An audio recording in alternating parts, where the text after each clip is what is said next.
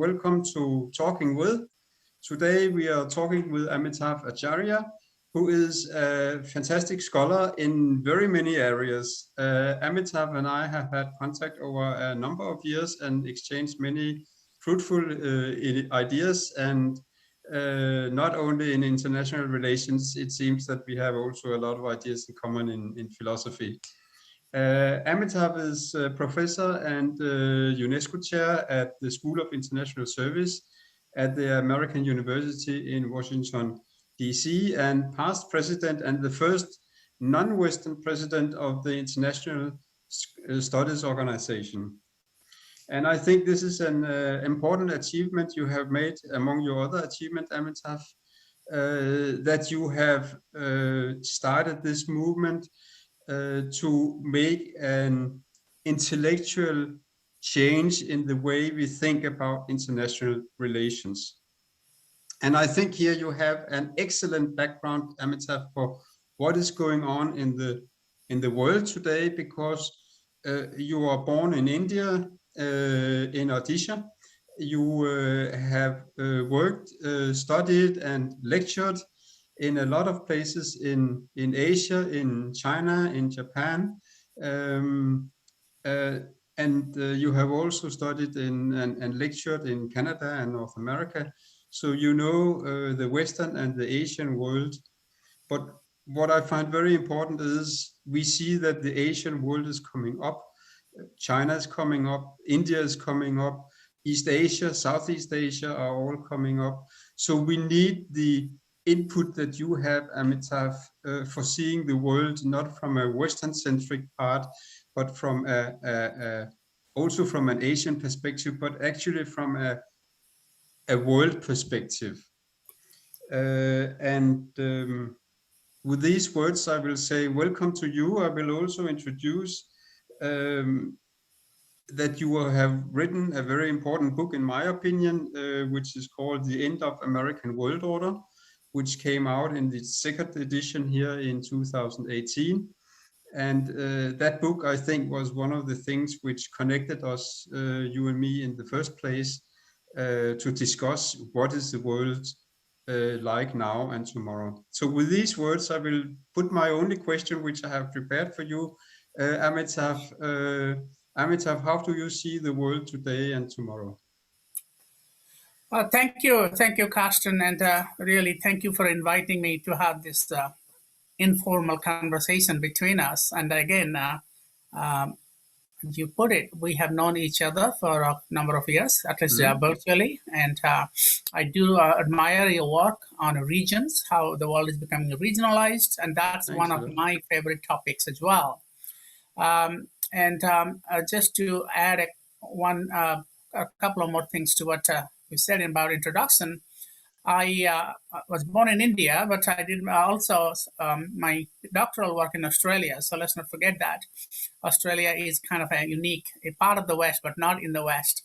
And always had this issue of West versus the rest identity issue in Australia. And I have taught in Europe. I was a professor in Bristol for a couple of years, University of Bristol in UK, and I've been regularly in Europe, continental Europe, visiting professor at the Central European University when it was in Budapest. And so Europe is also very much a part of my intellectual heritage. Also not to forget Africa. So I was the Nelson Mandela Professor at Rhodes University in South Africa. But I also remain a visiting professor, an honorary professor at Rhodes, even today. So I just gave them a lecture last week. So I like to have this kind of world or global, maybe the right word, and that sort of informs my thinking. I do not take any national sides. It's sometimes not possible. I mean, it's not possible to be totally unbiased. But at least my biases are intellectual biases. They're not national biases. From that perspective, to answer your question, the big question, how do I see the world today and tomorrow? Honest answer is I don't know. Because since I become conscious of my environment, surroundings, I have never felt more uncertain about the future of the world. as I have since the outbreak of this pandemic. And things keep changing almost by the day. Just think of the United States a year ago or 5 months ago. It had probably the worst place in the world in terms of the combination of virus, violence, and racism. Now, right now, if you come to the U.S., you'll find that violence is still there, shooting every day or every other day. But there is the virus is at least under control because of the vaccine. So vaccine has kind of replaced the virus for the time being, at least. And then you would have also the change of government has made racism easier to critique and attack without being afraid of reprisals. So the anti-racist forces are in power. So within few months, you see dramatic change. Similarly, you will see that our projections for as we went through the pandemic, projections for the future, anticipations, predictions, they all became very problematic. They're all subject to change. So it's whether virus will there will be a third wave, whether which countries are doing better in terms of controlling the virus, which countries are growing faster, which countries are going to have economic downturn. United States economy is actually doing pretty well at the moment.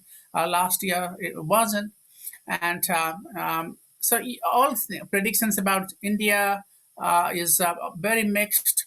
Went down quite a bit, but on the earlier this year, Indian situation looked very, very bright. But 3 months later, in April, again a completely different landscape. So the one thing I think is critical is governance, how leadership and governance handles the challenges of the day, which in this case is virus. And having said that, there are some trends, I believe, which will remain. Again, I'm very careful about making predictions and not making predictions.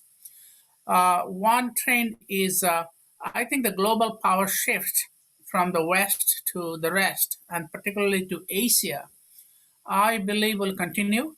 So the rise of the rest is going to continue, especially China, but also rest of East Asia. The second thing is the world is continuing moving away from the Western dominance, Western leadership, even in politics, security.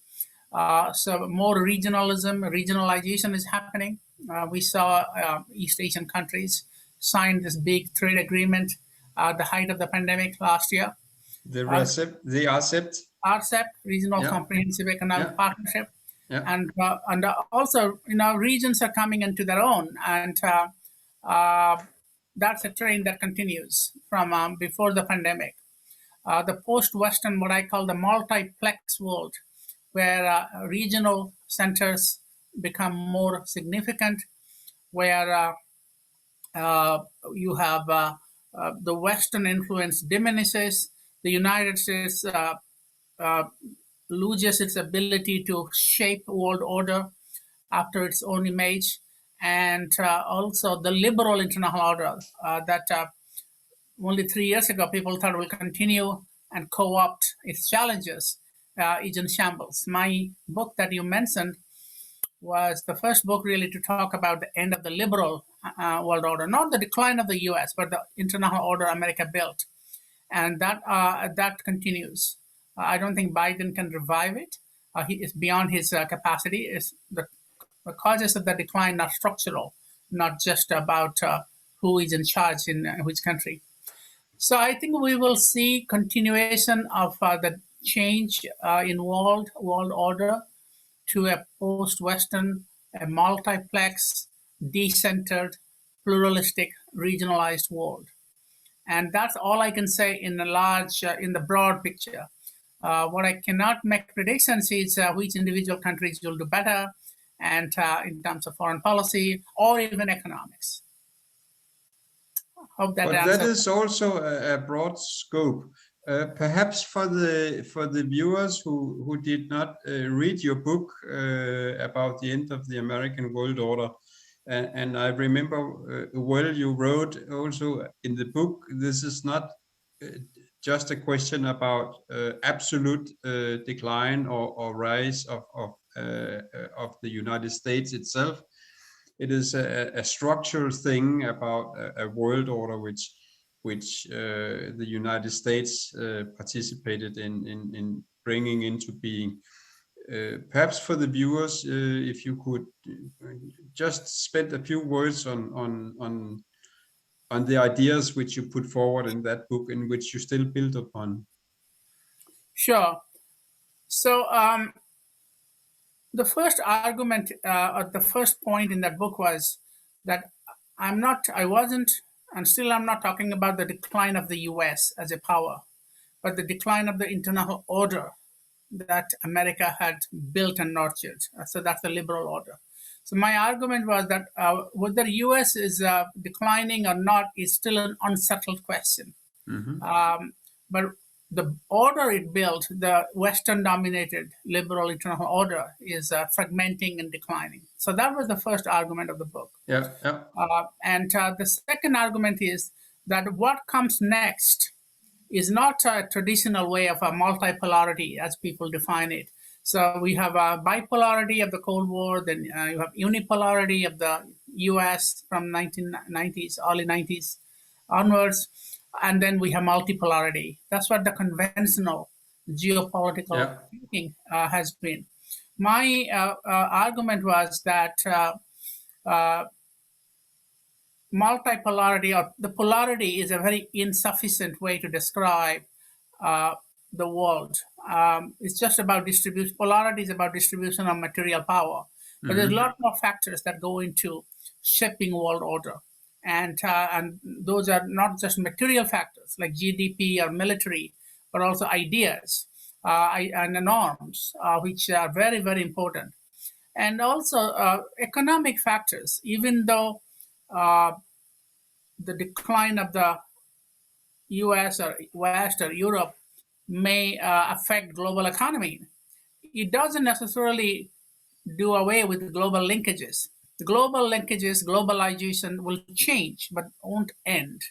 That was my idea. That was before the pandemic, by the way. But I still believe that globalization will change, take a new form, but not collapse or end. And it depends on what you mean by globalization. Neoclassical globalization, dependent only on trade, is very too narrow. That might suffer. But globalization, to me, has many other aspects, including, by the way, globalization that is the effect of these transnational challenges like the pandemic. In a unique way, the pandemic reminds people how interconnected the world is. The virus can reach every part of the world in a very short period of time. Is a very significant reminder that interdependence is real, and it's not going to be difficult. It's not going to go away so easily. So that was my second point, second major point, that multipolarity is inadequate. It's a very Eurocentric term. What happened in the 19th century or early 20th century Europe. The world today is very different.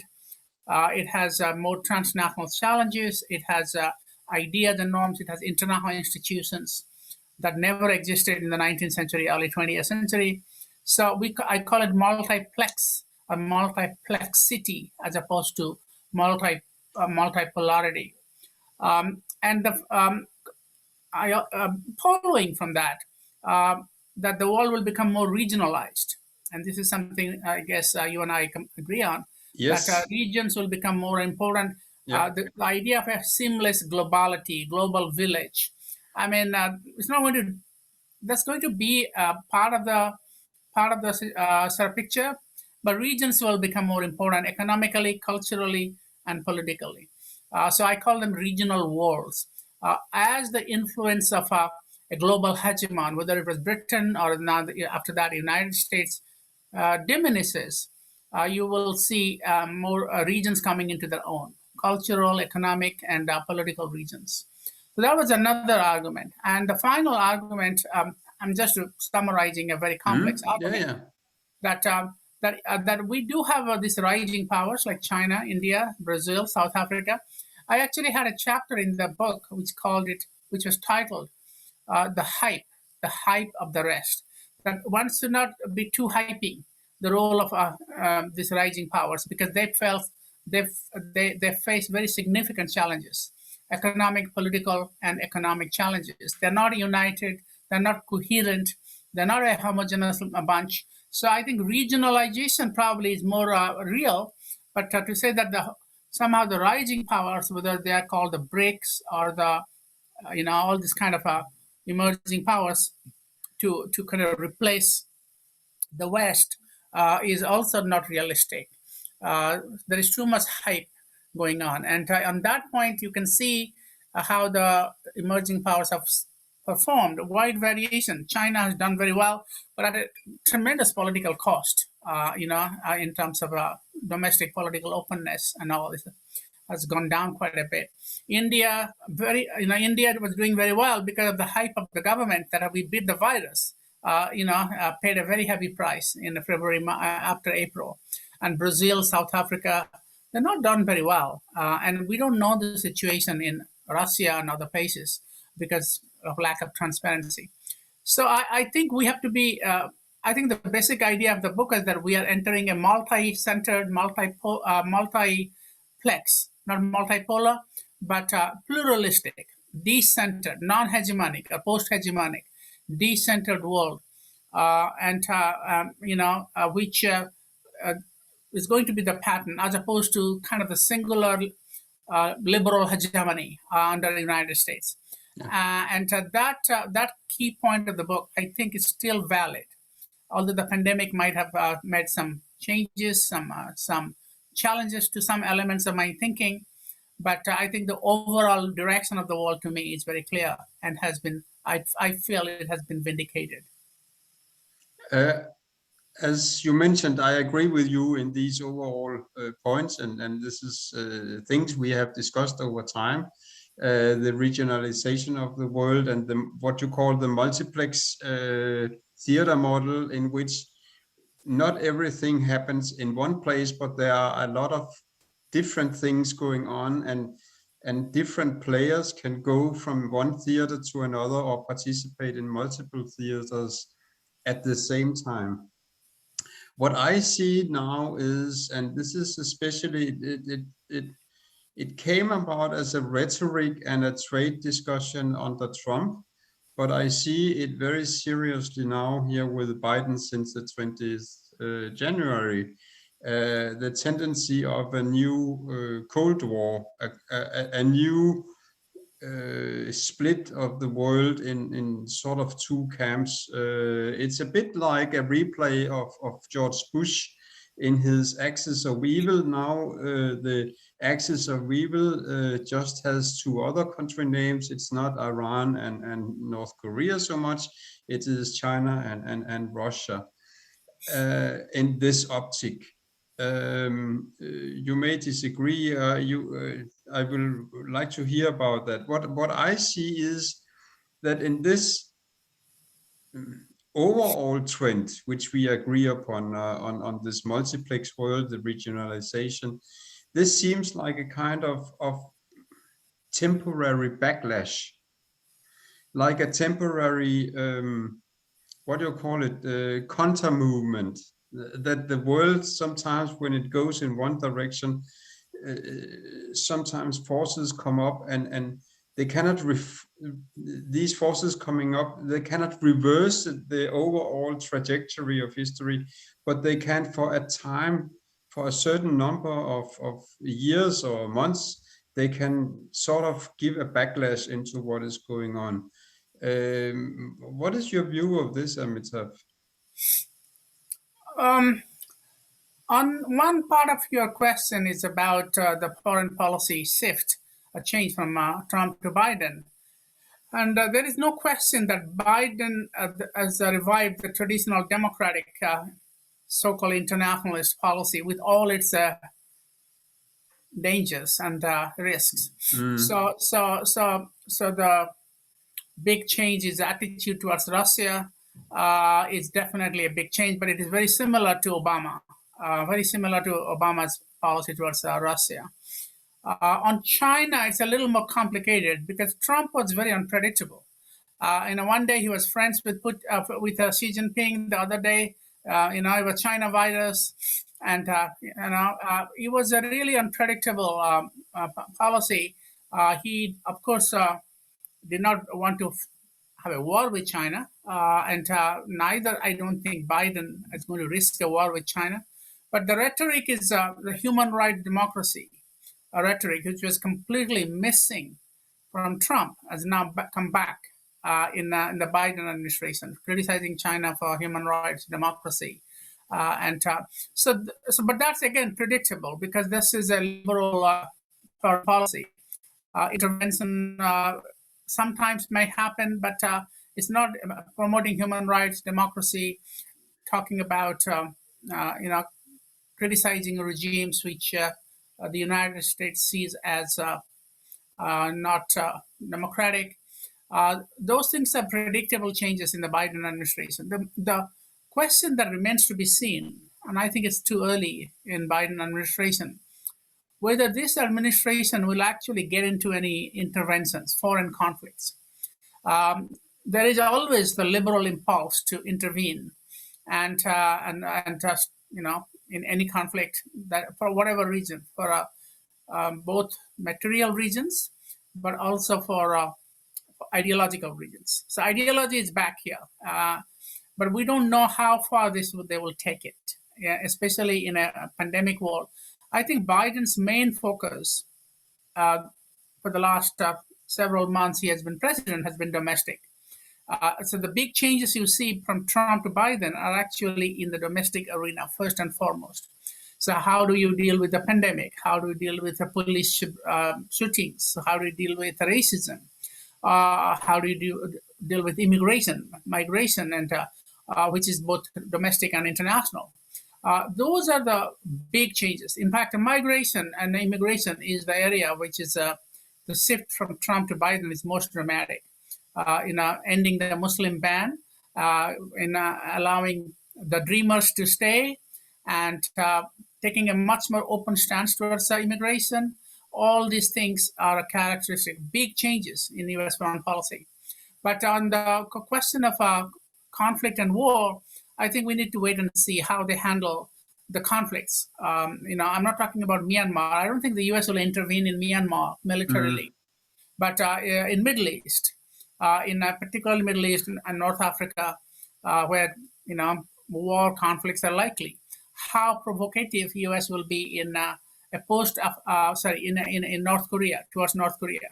What might U.S. do when there is a flare-up of radicalism, extremism in Afghanistan, for example? Would the U.S. send back troops or stay away completely? What about similar situations in Syria? So those things, at the moment, I'm giving them the benefit of the doubt. I personally have been a critique, as you probably know, of a U.S. interventionism. I think there's been too much of it. It's been bad for U.S., bad for most cases, bad for the world, but that's also sometimes Republicans have done that. George W. Bush, took U.S. to Iraq.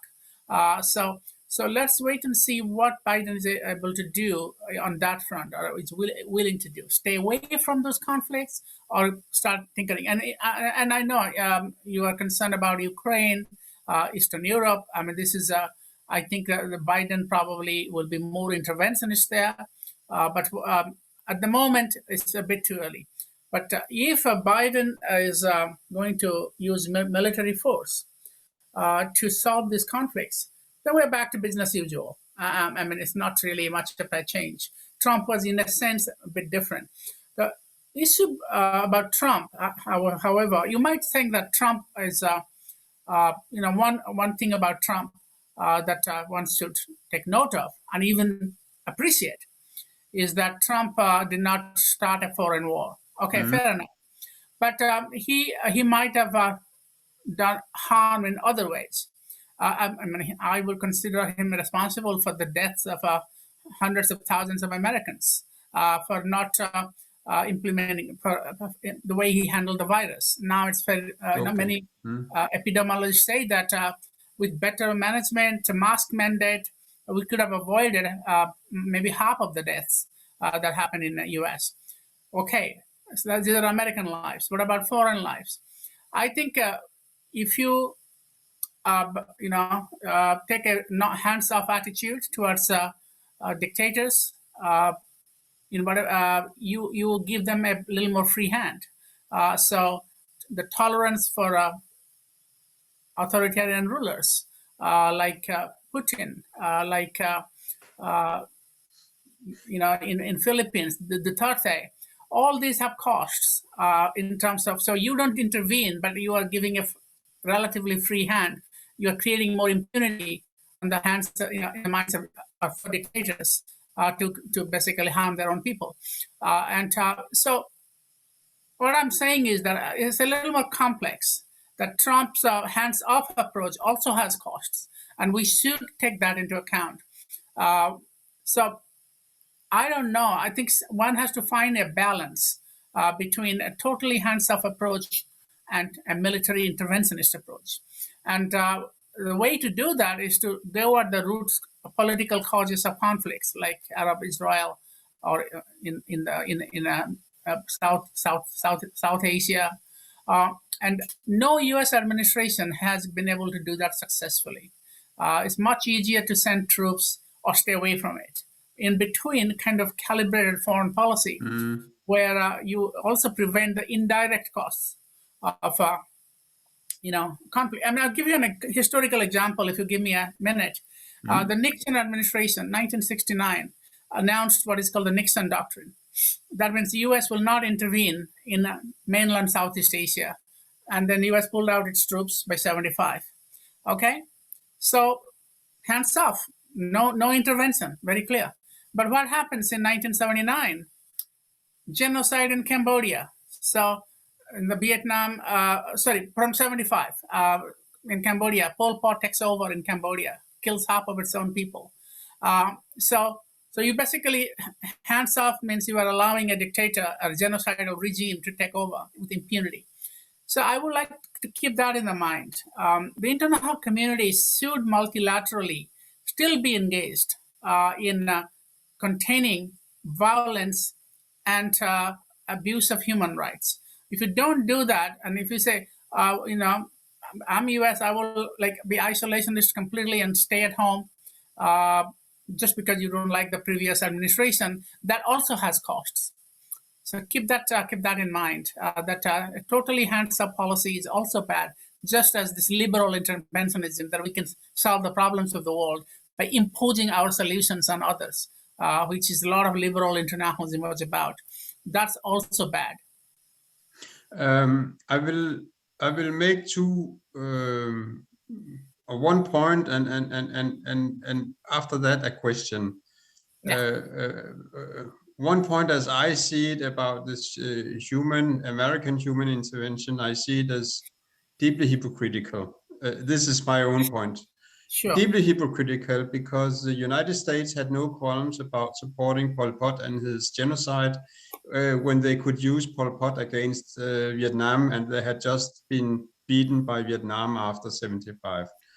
And there are so many odious dictators which have not only been tolerated by the United States, but have actually been installed even against democratic governments by the United States. Yeah. Chile and Pinochet is just one of the most famous examples, but there are lots of examples of this in Southeast Asia.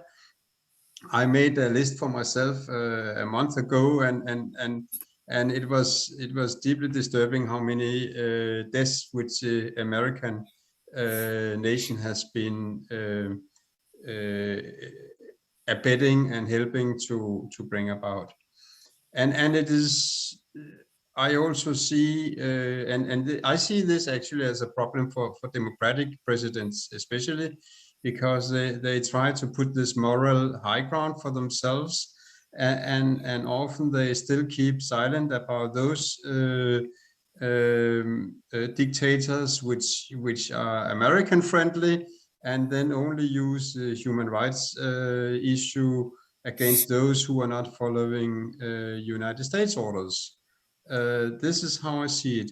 But coming to the other question about US and not least US-Chinese relations at the moment, there was a comment in a major US newspaper. It was in the New York Times, where somebody remarked that China is the lens, it's a perspective which Biden has for everything which he does. And this was also in internal politics. And this was confirmed in another piece which stressed that one of you mentioned now that one of the things which Biden is concentrating upon right now is internal affairs.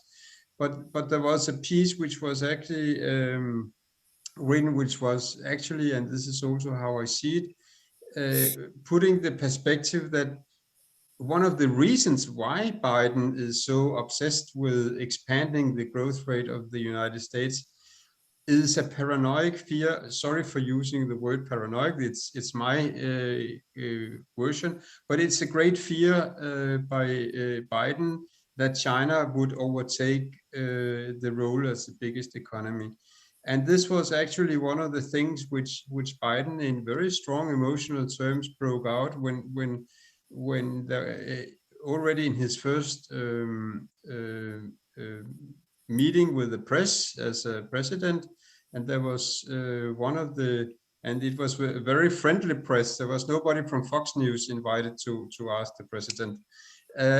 And there was one of the journalists mentioning something about when China overtakes the USA as the biggest economy, and Biden broke out very emotional and said, "Not on my watch."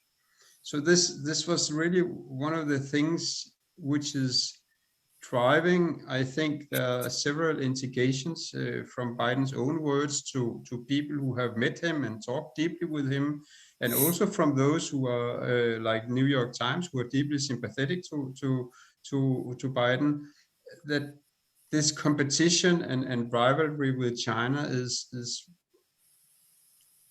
one of the driving factors. You might even call it an obsession, but this is my own view. But from an analytic standpoint, at least, this is one of the main driving forces. Yeah. And now comes the question, or discussion point, because this is a discussion we have here. It's an open discussion between friends.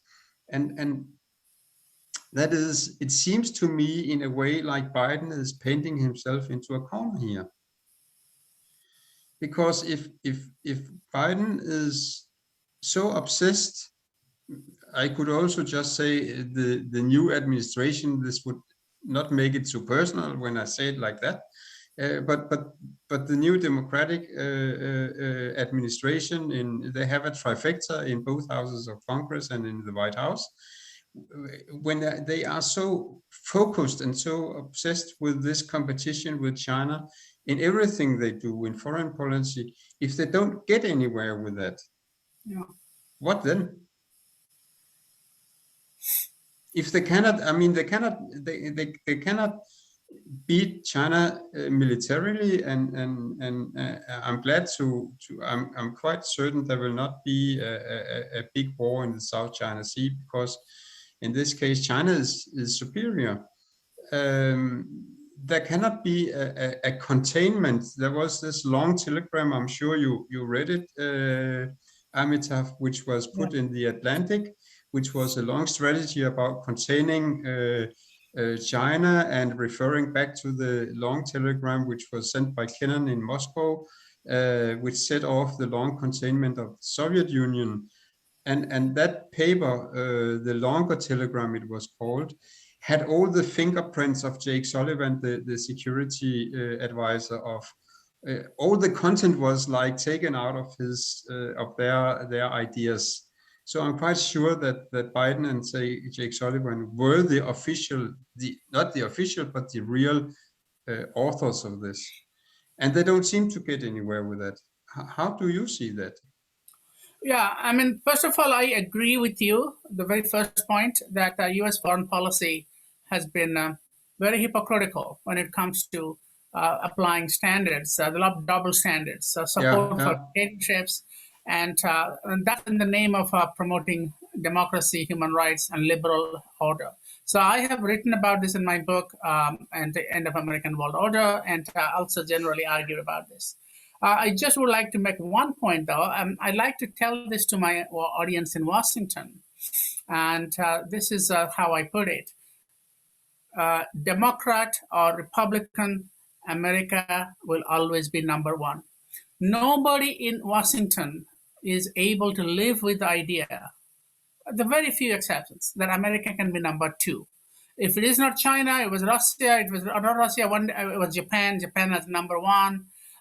So United States doesn't see a future. Cannot imagine a future where it is not number one, Mm. no matter who that country is. So I don't think it's just China. There was a State Department public policy planning head a couple of years ago who said China and Russia are different. Russia is still a Christian civilization. China is another civilization. But I think that's nonsense. It's any country that comes up to challenge U.S. U.S. is not able to deal with that psychologically. So that's why I said Democrat or Republican America will always be number one. That's the way they think. Now, George W. Bush also intervened for moral reasons. I mean, in Iraq, one of the rationale was promotion of democracy, democracy promotion. In fact, the Council on Foreign Relations current head, Richard Haas, who was the State Department policy planning chief at that time, he thought the R2P, responsibility to protect, which is supposed to be a normative principle, should apply to Iraq as well, and justify the invasion of Iraq and Afghanistan and Iraq, not just Afghanistan. So it is kind of it's a mindset, an American mindset, not to concede any ground to competitors, and that's why from 1990s we have this. I believe you know this policy planning document from 91 or 92 that America will not allow Mm. any peer competitor. Yep. Yeah. So keep that in mind. It's a kind of part of the American mindset since World War II. And the second thing is there is a fear of China. I completely agree with you that China overtaking the U.S. Economically, militarily, gives American policymakers nightmares. Now, part of this is for domestic consumption. Part of it. So they want to also. This is a way to mobilize votes and in the U.S. But part of it is also, again, the same thing, inability to see anybody else being number one. So I think that, to me, that is sometimes counterproductive. You have to find a way to coexist with your competitors. Don't view everybody as your competitor, because there are issues and areas where U.S. and China must cooperate. Now, the only thing I would like to say about this for in mitigation is that Mm. the Chinese are also not that much different. They are also obsessed with being number one.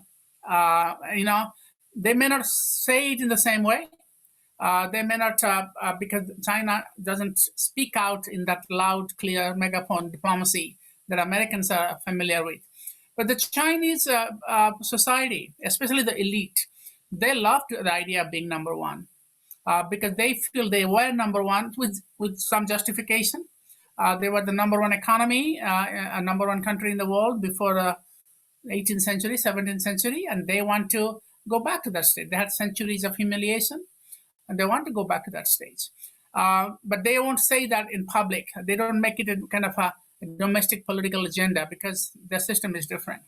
So keep that in mind.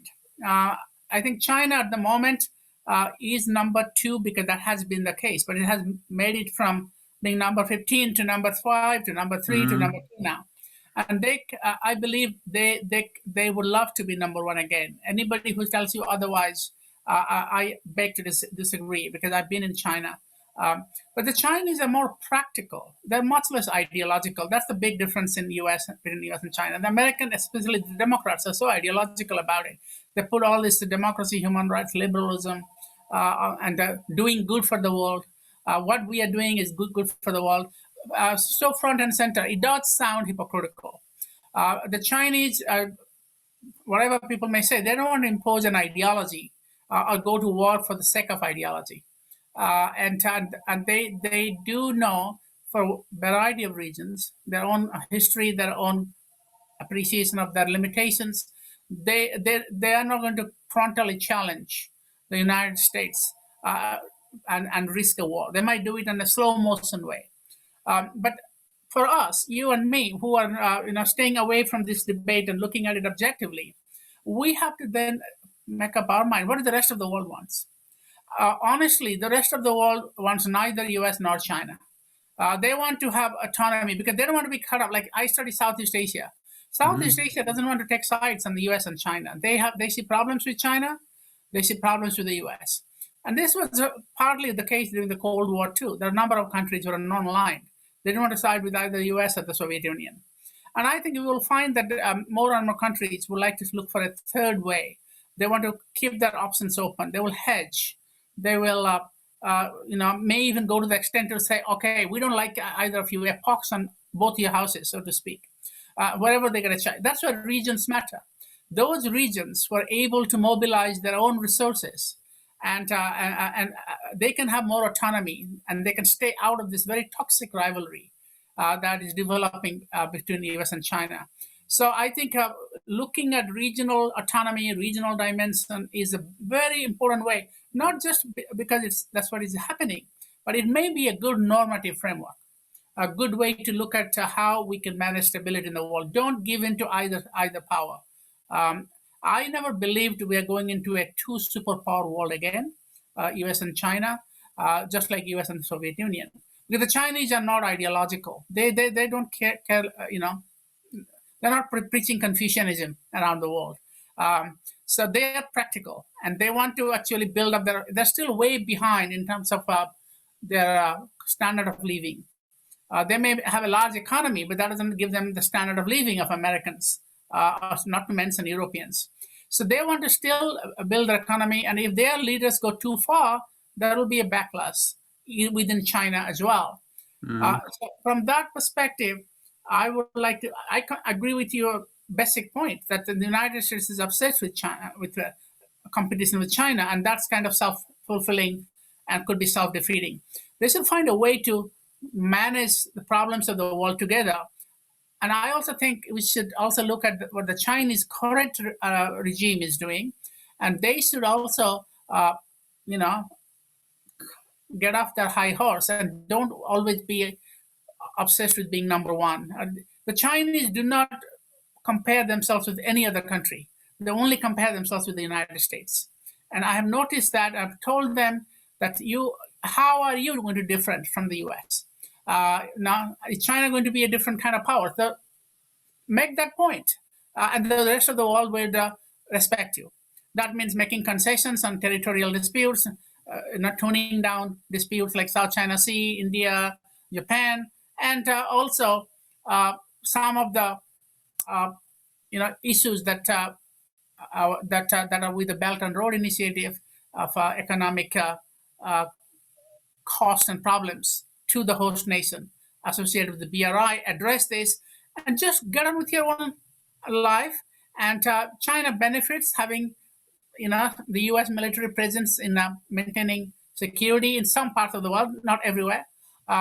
So they have to find a way to work together. So for us, we should stay above, outside of the U.S.-China rivalry. Look at it objectively. What's good for the rest of the world? What's good for U.S. may not be good for the rest of the world, and what's good for China also may not be good for the rest of the world. So I probably speak more like a, old-fashioned Nehruian, non-aligned context. But I think, for me, regionalism and autonomy is very important in the emerging U.S.-China rivalry. I think you make a good point. How the different regions, and here I would think in terms region European Union, region East Asia, region Southeast Asia, region India. India is a subcontinent. It's a big region in itself. Africa, Latin America, South America, especially, that they make these decisions. And this is also what I have heard from other sources, that they say there was one who was on an American scholar who was on Al Jazeera, and that was also the message that he had received from East Asian partners. Please don't make us choose. Please don't make us choose between the United States and China, because we don't want that. And it was also a point which was made by a scholar at the European think tank Bruegel in a discussion between Europe and India. There was a European scholar, and she said the same thing also about Europe. Europe should be in a position not to choose between the United States and China. And there was one thing which supports this, and this is something I made a paper called the China-US balance, which you may have received at some time, with a lot of infographics. And it was an interesting surprise to me. It's always exciting, you know that yourself, Amitav, when you dig into some data or some things, and you discover something which you were not aware of, really. But suddenly you get some facts up there, and it opens your mind to new things. And one of the things which opened my mind was the amount of export which different countries have to China. We always hear the American narrative that you cannot sell to China and so on. And it came out in my analysis that I will not say that the only country which has difficulty to sell to China, but one of the biggest countries which really has the biggest country which has problems to sell to China is the United States. Chile can sell to China, Brazil can sell to China, Argentina can sell to China, South Korea, the Philippines, Japan, Russia, of course, and Germany too. And many of these countries, and that is an interesting fact, sell more to China than they sell to the United States. Yeah. And this is something, and it's always nice when you see some people see the same facts. I just heard and I read a paper from Kishore Mahbubani, the diplomat from Singapore. I'm sure you know him. I can see, and he wrote the same thing, that a Cold War, a new Cold War, which they have been speaking about in the United States, will fail. It's doomed to fail because China is more connected with the whole world than the United States is. Yeah. No, I think you know the economic data much better than I do. But if I look at East Asia, China is the number one trading partner for almost every Asian country now. Yeah. Maybe with there may be one or two exceptions like Japan. I forget, but so the economic links with China has grown. What we need to know a bit more about is whether it is a balanced economic relationship, or countries like India, for example, has a trade deficit with China, which creates anxiety. And there is a fear of economic dominance by China. So as you get more into the trading relationship, you also become dependent, like Australia is finding out. Australians are really riding very high from Chinese imports, exporting to China, but they become so dependent on exports from China, then China can actually take retribution for Australian foreign policy choices, like calling for inquiry into the virus. So countries will be a little concerned about that as well. But I think regional trading arrangements, open and transparent arrangements are good. But I think there's no question that China's economic influence is growing and relative to that of the United States, and that could have mixed implications. But I think part of the responsibility now is for China also to make it clear that when you borrow money from China and it leads to and you cannot pay back because the Belt and Road Mm. infrastructure initiatives, it takes a long time to pay back to become profitable. Infrastructure doesn't bring profits as much as like in manufacturing, and if countries default on their loans, you don't take over the land for 99 years leases like Sri Lanka. One thing that countries in the developing world would not stand for is territorial concession. This is a lesson of history. If that's what the lesson of colonialism. Colonialism became toxic when they started taking over territory, and even whatever pretext, the British East India Company took territory based on treaties and leases, but that ultimately led to nationalism against the British. So there is a lesson here. But otherwise, I agree with that. What you said, that China's influence is growing. The economic, some of it is good. Infrastructure building is, I think, properly done, selectively done, is a good idea because countries do need infrastructure. China has the ability to provide that. But I think countries who are taking this borrowing money for infrastructure should negotiate carefully. One of the problems we see is that there are a lot of regimes which are very corrupt and very undemocratic, and they get some easy money, and a lot of that goes to their own benefit and not to the benefit of the country. And so the Chinese will be careful about not lending to regimes like that, and international institutions will be careful about monitoring this, and there has to be some regulation. Otherwise, there will be criticisms like that. But generally, I agree. I think we have to be prepared for a world where China is not just another economic player, but could be the most important economic player, relatively speaking. And the United States diminishes in its influence, economic influence around the world. But that means, and here I would like to come back to what you mentioned about the minds of the Americans in this paper from 1992, that they cannot imagine themselves as being number two. And this is the classic idea of the Thucydides trap, this old discussion in international relations, that the power which is dominating but declining might be tempted to make a preemptive war against the second power, which may be rising before the second power becomes stronger than the existing dominating nation. And as I see, there is no way. I have been thinking about this for a long time now, and looking into every corner, technology, trade, security, nuclear things, Ukraine. There's no theater, there's no area of technology or trade or culture. There's no way which the United States can stop the rise of China in economic and, of course, also as a consequence in military terms and in cultural terms, because these things tend to somehow go together. They are not equal, but they are somehow have connections. So that somehow it seems to me, I would hardly use a word like inevitable, but I will use it here.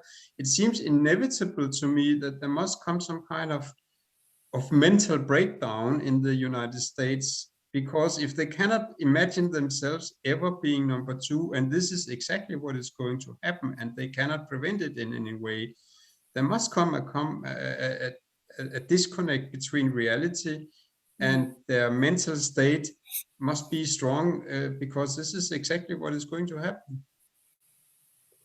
Yeah, that's definitely one scenario we should keep on the table, because if you are not able to mentally adjust to being overtaken by another power, you may be tempted to go to extremes and very risky strategies, including preemption. Yeah. I think one factor working against that is nuclear weapons. Nuclear deterrence does matter. So in that sense, it's not going to be any lesson from the past. Is going to be a little less. And I love history, but I also think history doesn't quite repeat itself because each period is a little unique. And nuclear weapons will make any country careful. Yeah. In terms of the American foreign policy, you might look at a scenario where the United States will say to itself, "Okay, we just live within our means. We go back to isolationism, and we just want to be happy and ourselves prosperous. Why we care about Afghanistan, China, or others?" The problem with that is that the United States has a push and pull factor. It has a lot of alliances, and those allies also, pull U.S. into their conflicts, whether it's South Korea, Japan, and the more you have this liberal internationalist rhetoric that we are great because we have alliances and multilateralism. Mm. Actually, it's more alliances than multilateralism, because the United States has never been really committed to genuine multilateralism, but it has been committed to alliances. It's foreign policy. And alliances are not multilateralism. Even NATO, to me, is not a multilateral institution. I define multilateralism qualitatively. It's not just the numbers of countries. It's the inclusiveness. If you are a Russian or in the Cold War, NATO was not a multilateral institution like UN. It was a alliance directed at the US. So I always don't give NATO that credibility of being multilateral. In terms of principles. So that's also pulling the US in that direction. Too many entangling alliances, as Eisenhower and others put it before.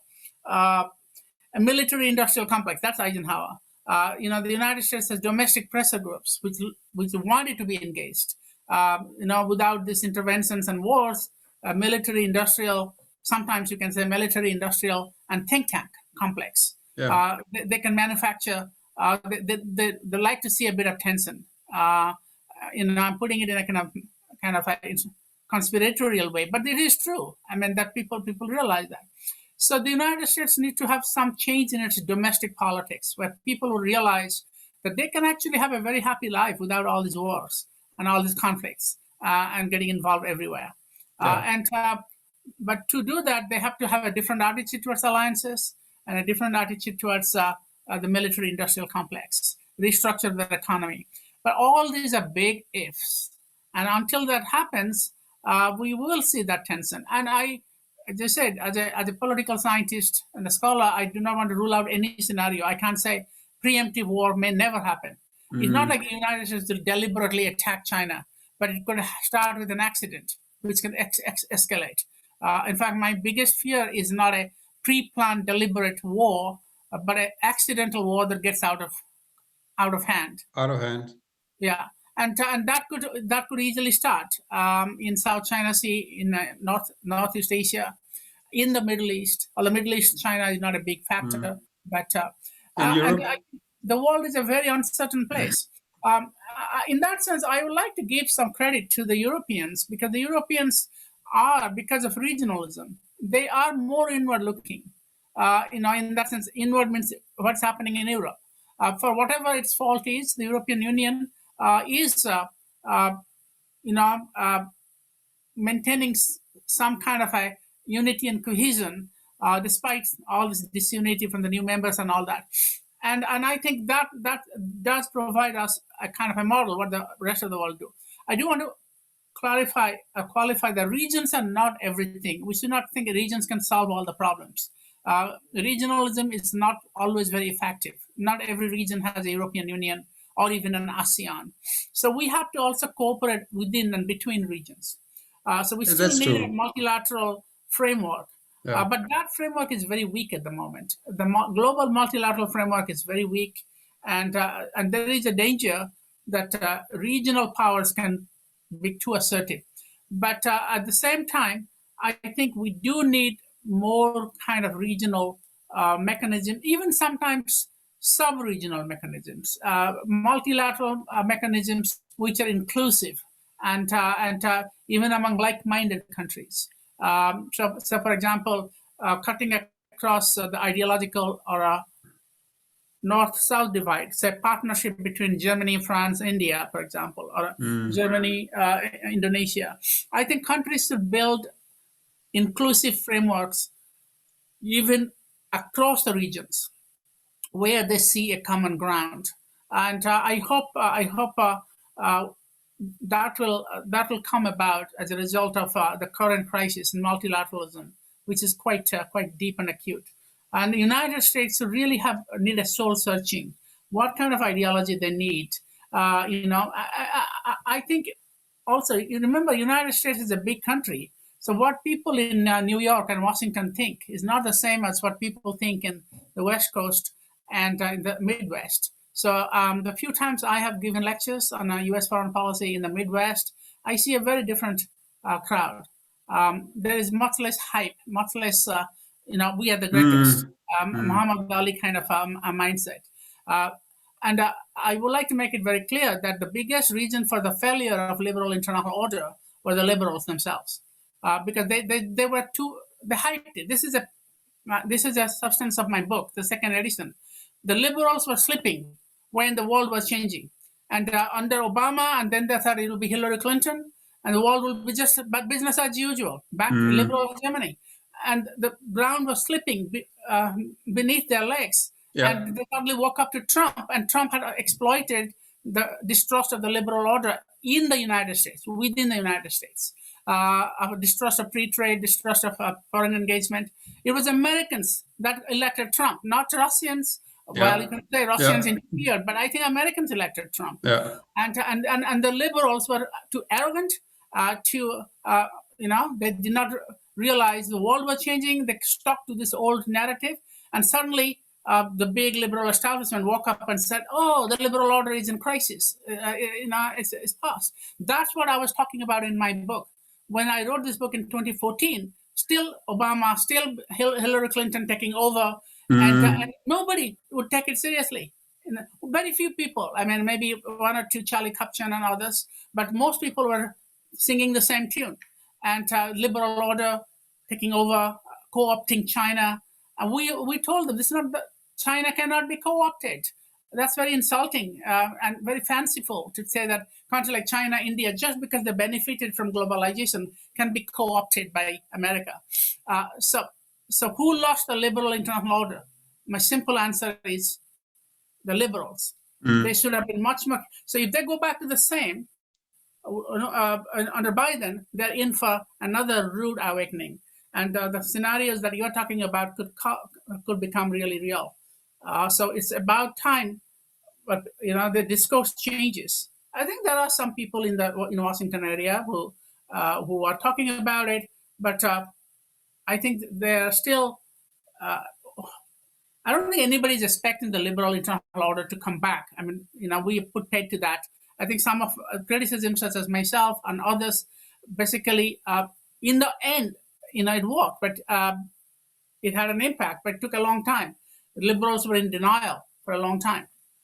So I hope there will be more people that will think beyond the last 50, 60, 70 years, and where U.S. was materially number one. And now they look at a post-American world seriously. And one last point, Karsten, a lot of people write books about post-American world, Riise, Acharya, but in the end, they all came back, the last chapter, giving advice on how U.S. can come back. So no matter what people say in America about criticizing, analyzing problems the U.S. is facing, in the end, they come up with these are the policy advices, how U.S. can become number one again. So nobody has really got used to the real possibility of America being number two. I haven't seen any really serious work. I mean, there are very few, but among the mainstream opinion, tell me, New York Times, Washington Post, have they ever talked about it? A world where America is number two? And that is the real fault line in American strategic thinking. Sharing power, coexisting with other countries, even being number two. One of the ideas of multiplexity is that nobody's number one in every field. That's what I say. I call it actually G+. That's a very interesting concept and very important concept. Nobody is number one in every field. I see too. The European Union will be a leader in climate change. The Chinese will be a leader in infrastructure. The Americans will be a leader in whatever way they want to be. I mean, military leadership is not just about intervention. And I think India and other countries, ASEAN, they can have leadership in other areas. So leadership has to be pluralized rather than thinking we must always lead in every area. Yeah. I see two disconnects which are growing in the United States from what we discuss here, and where I agree with you. One is a disconnect, a big disconnect between a lot of Americans on the right and on the left, because I have been over several years been reading also other than mainstream media in the United States, and both on the right and the left, and sometimes even the same writers were in the media of the right and the left saying the same things, meaning that there was a consensus outside of the center of American politics, the center being defined by Republicans, traditional Republicans, I should say, and Democrats, about the US place in the world. And they were criticizing these forever wars and so on, all these things, hegemony and so on. So I see here a kind of disconnect between the elite, the foreign policy elite, Republican Democrat elite, the blob, I think you call it in Washington, and most, or at least very many ordinary Americans. So that is a political disconnect inside the United States. And the other thing is that we all depend on a world where the leaders of the countries have a realistic, a clear view of how the world is and what are the big trends. This is one of the things I know that there's a lot of criticism in the United States against Vladimir Putin and Xi Jinping and so on. But one thing I think most people will be able to agree on is that these people are very realistic in what they do. They have a clear view about what they can do and what they cannot do. And this is where I feel that I see that the ground is slipping under the American foreign policy establishment, including Biden and Blinken and the next in line, Victoria Nuland, and those who are driving these policies. Because if they cannot, in their minds, realistically cope with what is coming and which they cannot change, it can only be bad for themselves, and in consequence only, first of all, be bad for themselves and for the United States. This is the first thing, and the collateral damage can then hit the rest of the world. But it's not a good thing for the United States. I see something here which there's only one thing out of that situation, that is facts. Yeah, I mean, if you see a train coming and you dream away that the train is not coming and you're standing on the tracks and you don't move, there's only thing which can make you convinced, and that is when you're hit by the train. Yeah. I'd like to make a very important clarification on where I stand. When I use the term liberal, I mean internationalism, not domestic. I'm actually very much supportive of the domestic liberal agenda, anti-racism, inclusive, anti-poverty, healthcare. So I'm very the Americans conflate domestic liberalism with liberal internationalism. So everything I said about liberal order is international. I'm not to say that I'm not a fan of Trump is to be a gross understatement. But on the international front, as I said, I completely agree with you, and I do think even more so. I want to emphasize that there has to be a serious examination of where America is heading in the world in terms of the distribution of power, distribution of ideas, and influence, and not hold on to this hangover of being number one. And I think it should be realistic. And I said there are areas in which US can still be number one. There are areas when it has to defer to other countries. And instead of saying we're going to lead in every area. That's my notion of multiplexity and multiplex world. And the United States does need to take into account the concerns and sensitivities of other countries, what they want. And that is not just its allies. It's easy to say, I want to listen to our allies. and the allies sometimes have similar views, or different views that are dependent on you militarily, so they will say yes. But you also should take into account what other countries like China, like Russia think.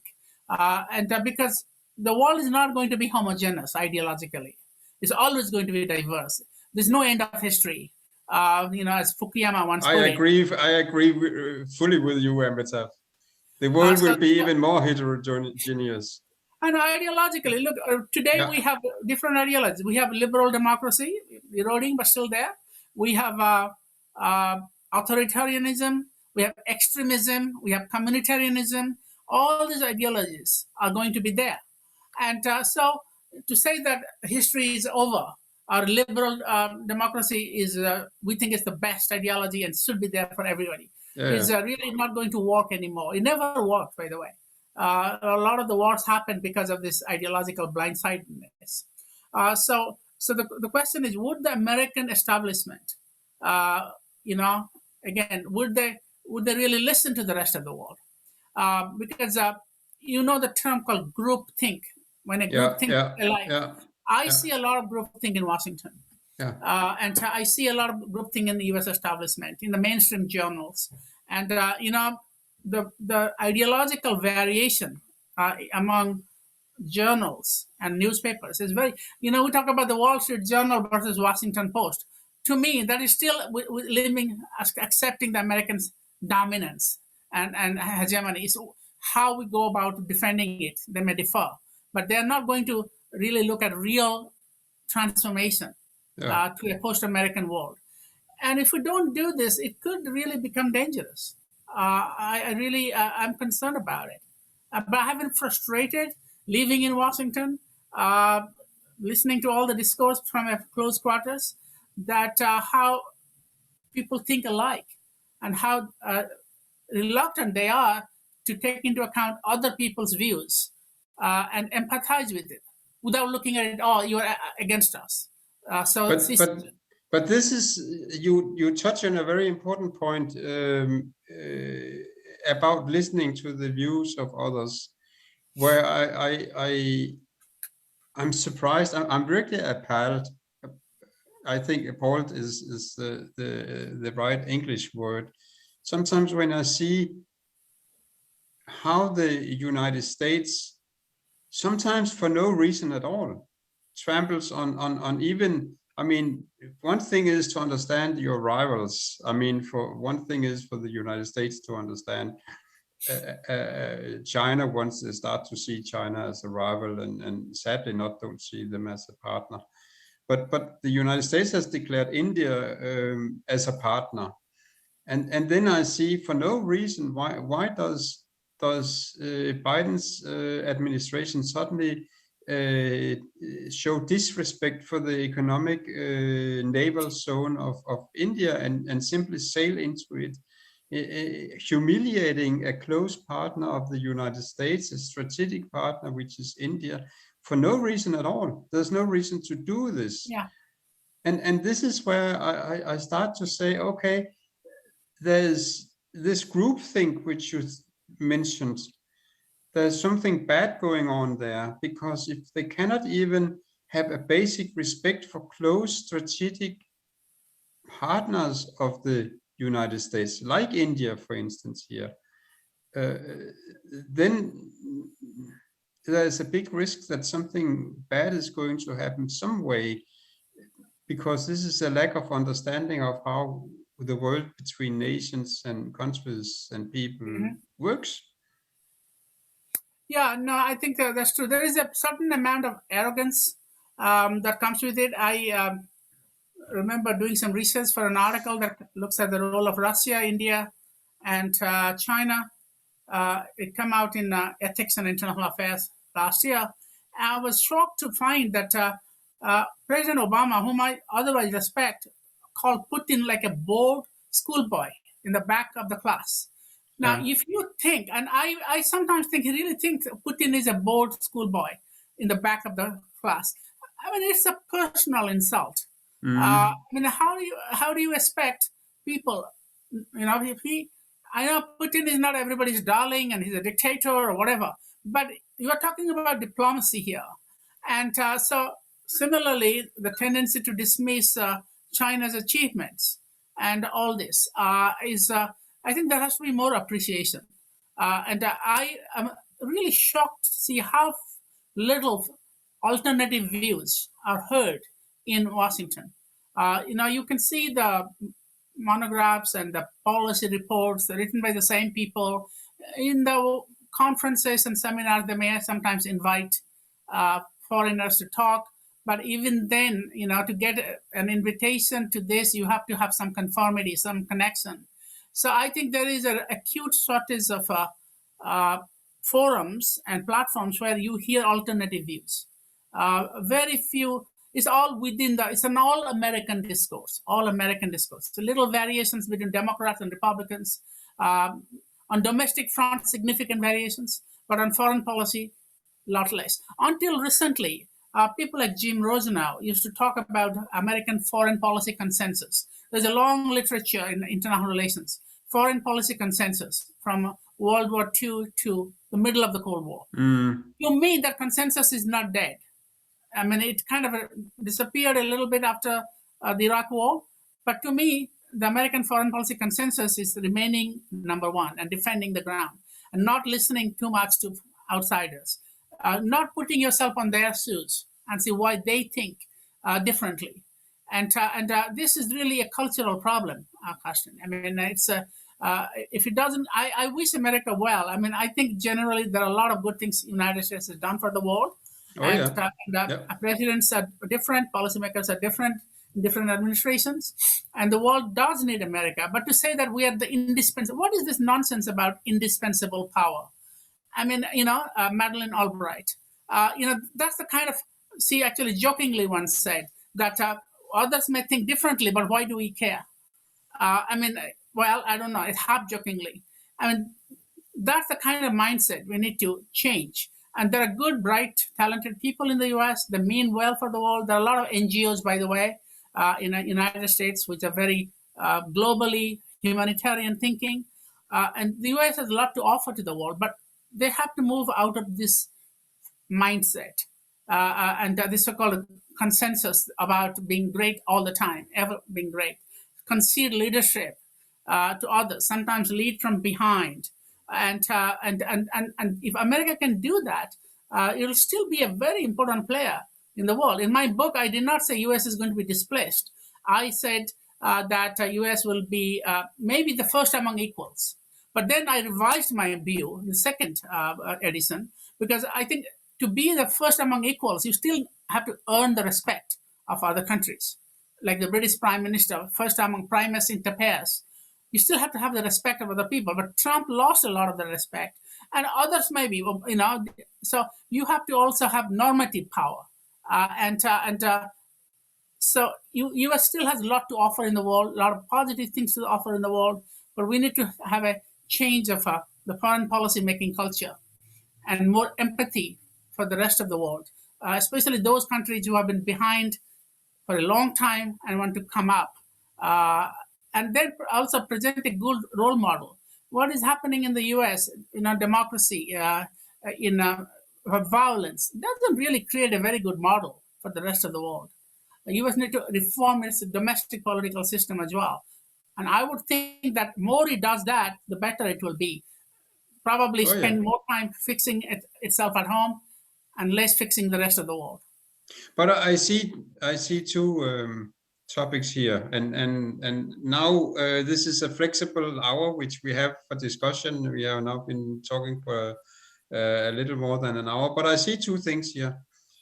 One is that there may be a potential for the United States to actually think less about its own role in the big world as a leader or whatever in the world, and simply care for itself and its own needs, because America needs a lot of things to be done. And there are a lot of discussion which we can go into some other day about Trump, positive or negative or whatever. But Trump was an important disruption in the continuity of American foreign policy in one way, because Trump was actually focusing. Trump didn't care a lot about the rest of the world, and maybe that was a good thing. Mm-hmm. Maybe that was a good thing for once in eternity, in a very long time since Second World War, to have a single president of the United States who actually did not care too much about the rest of the world. You can then discuss if it was a good thing what Trump did inside the United States or not, and so on. But it was a disruption with the continuity of the United States as having always being this, leader of the world. Trump wanted to be number one in the world, but actually not to lead it. He didn't even try. The other thing is this groupthink, and maybe this is a point we can use now to close off our discussion. This groupthink in the United States, because I have been following this, and it occurred to me also, no matter what kind of journal I was reading, if it was the official media, it was more or less the same ideas coming up in Foreign Affairs magazine or some other magazine. It was more or less the same thinking. And I had to go to more niche media where I left or right, but where I could find some other very interesting, good American ideas, but they were just not in the mainstream blog. And what I see in Europe, sadly, and you mentioned that you have also experience in Europe, Europe has very much, instead of making its own thinking, copied the thinking of the American foreign policy consensus. And I think that is a tragedy for Europe. The United Kingdom, I perceive, and you know more about that than I do, but I perceive the thinking in the United Kingdom on international politics to be very much an extension of American groupthink. And France and Germany, they have a bit, and Italy, but they don't really make an original, this is what I see lacking, an original European thinking contribution to international relations. Yeah. And with that, and with that, I would like to round off our discussion, because I know that you are one of the great figures in coming up with new ideas. So maybe you have one or two words here at the last point on this. Yeah, this has been really fascinating. So it sort of allows me to think aloud my own ideas as well. I agree with you that Trump has been a big disruptor, no question about it. And sometimes disruption is good. The important thing is what comes out of the disruption, after the disruption. So is it business as usual, or are we learning some lessons so that we can actually, have a little more predictability and stability? So this is a big challenge for the Democrats. That what lessons have they learned from the disruption, or is it just a cycle? So Trump did this, and the Democrats will do what was there before Trump, and then somebody else will come and do like Trump. So the cycle will be a very destructive cycle. Learning and moving on to the realities, adapting to the realities of the new world is going to be a challenge. And at this point, I don't know for sure. I worry that the Democrats will go back to being the Republican and liberal order rhetoric and hype. I do want to emphasize that I do like the domestic policy of the Democrats, because I see this more humane, more inclusive, with some excesses, but generally I have no problems with that. But I do have issues with going back to the same ideological mindset and internationalist mindset without acknowledging the world changing. I also agree with you that we do need to think of new ideas. We have to think. The European Union, to me, is I agree again that a lot of the countries think in the same way, particularly Germany. I was little, during Trump, Germany, Merkel did talk about European autonomy, security autonomy. We'll see whether they will continue or it will go back to being where the pre-Trump period. I think the European Union does need more autonomy, more originality in its thinking, foreign policy thinking. But also academics and people like us who are out of this, we're not closely involved in any policy making apparatus.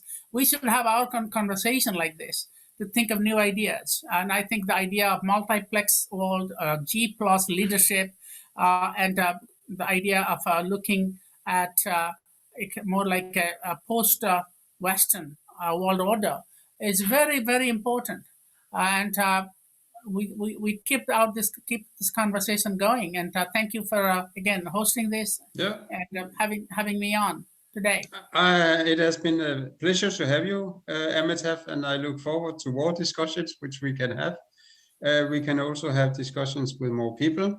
I think the world is going to change mentally, because the USA not longer being number one will also affect Europe.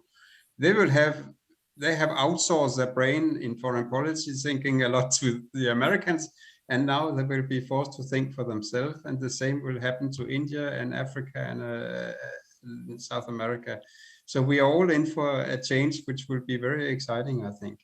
So I will say once again, Amitav, heartily thank you for your time and your participation, and for your interest, and for your good ideas, and for the good friendship and relationship which we have, which I have valued over a long time, and will look forward to deepen, because we have a lot of ideas which we can develop.